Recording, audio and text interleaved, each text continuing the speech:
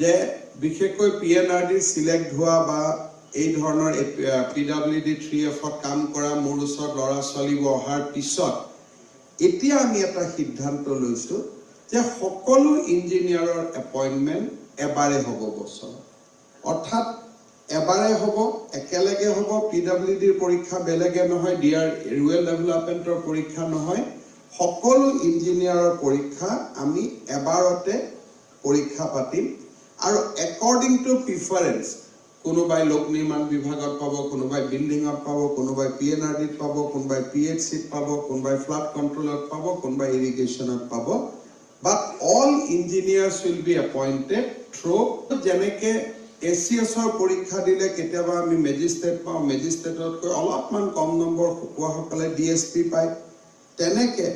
গোটেই কেইটা বিভাগ একে প্ৰিফাৰেন্স এটা প্ৰশ্নটো আহিছে যে আমি PWD কাম কৰিব খোজো PNRD কিয় কৰিব নোখোজো এই সমস্যাবিলাকৰ লগত আমাৰ মানসিকতা ইনভলভ হৈ আছে আমাৰ মনত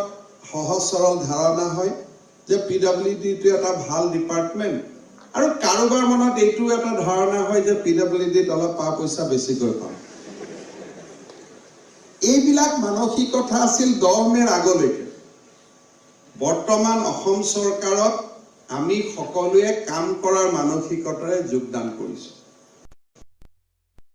ইনক্লুডিং আমি সকলোৱে চিন্তা কৰিছো যে অসমখনক আমি আৰু পিছপৰা ৰাজ্য হৈ থাকিব দিব নোৱাৰো